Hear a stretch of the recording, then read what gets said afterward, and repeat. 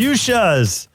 I love fuchsias. I can remember a little child with fuchsias. And again, I come from garden center background. And that it used to be like fuchsias and geraniums. They were like it, you know. There were other like marigolds and annuals, but fuchsias were always special because they had such a different look, and they looked tropical. And it just, to me, I have a special place for fuchsias. And one of the things is, like, we talk about hummingbirds now, Julio. Like, you know, hummingbirds. Hey, I saw the hummingbird, you know, just before I walked in the door. Like, it used to be that you never saw hummingbirds. No. You know, hummingbirds were also like almost like it's tropical, like the fuchsias. Rare. But my mommy hung a fuchsia at our porch every year. Oh, yeah. Right? Nice. And that it was the first time I ever saw a hummingbird was as a little kid going after the fuchsias. And the other day, same thing. I have a red fuchsia that is hanging back by our deck. And sure enough, here they come. There they were. Mm-hmm. There they were.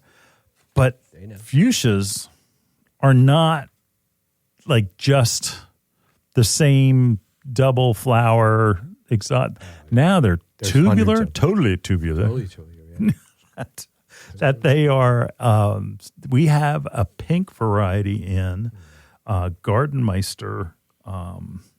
Here, let me run down some names. First of all, double flowers, angel earrings, Gardenmeister, and that they are everything from a large, almost double flower with a throat that the hummingbirds can get at. And then there's others that just look like a tubular flower, almost like the same type of flower as a honeysuckle. Oh, yeah. But they're in brilliant pink, and they're different colors. And there are some more hybrids that are upright, where instead of like in the studio with us today, if you want to look on YouTube, please subscribe. Please review us if you're listening on podcast. 5 stars, please. We appreciate that. It's very important to us, and it's very important to our subscribers that if you see in the studio that this is actually a tree type of fuchsia. So it's grafted and then trained to grow as a tree. So it has a little bit of a lollipop look to it, and then it cascades down. So there are really so many different types of fuchsias. So just don't think of them as a hanging basket. Yeah. There are upright varieties that actually are more,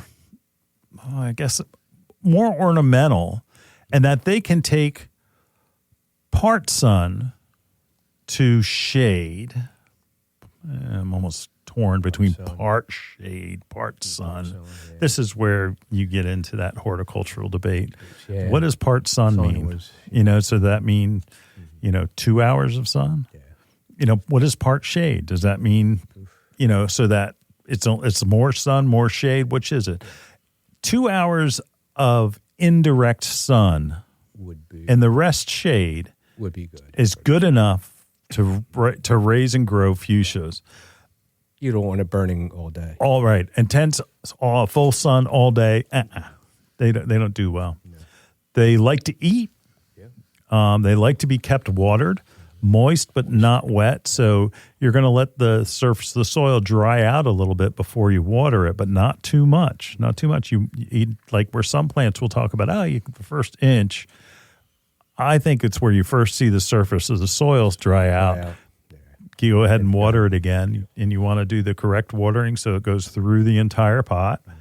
Also, if you pinch the flowers, now let's see, Julio, do we have some flowers to pinch? Where do we have any? Aaron, any on your side? I don't see any here. There we go. You got one? So right here. So when they dry out, and they begin to dry out before they drop, that's where you pinch them, because they will go to seed.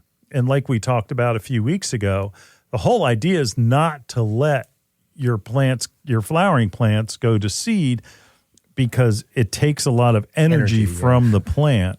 You want them to continue to bloom, flower. continue to bloom, continue to bloom, and that you do that. So you don't want them to seed, even though that's why God created these plants, that to go and to form seeds so that they can be fruitful and multiply.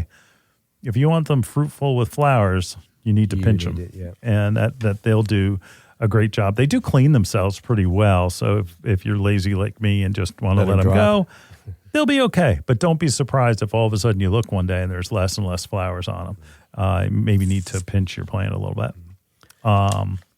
It helps them to rebloom. Anything else you want to add about fuchsias? You were saying before that this is a plant that goes way back. Yeah. This is not like a... Yeah, it's like proven winners, like didn't exist. And it was basically you had, seedlings, you had marigolds, and you had impatiens and begonias, and that was about it. And you got to get fuchsias. There are fuchsias that we've had where the flowers are enormous. They're like almost 3 inches across. And there are so many different varieties, and that it's something that we at Bloomers are certainly going to always cater to, and because it's just such a great plant and it looks so different. I like the one you brought one in that was white. Yeah, that was a big flower, right? Yeah, huge. That was the one that had a great big flower on it. It's beautiful. It's beautiful, yeah. I enjoyed that one. I don't know. I encourage you to give fuchsias a try. Make sure you keep them watered and that they do really well. I'd keep them in containers, planted in the ground, because of the wetness that they may be overwatered if you keep them in the ground. But you can give it a try, especially the upright new varieties. There's a proven winter series that they're upright. Those work pretty well.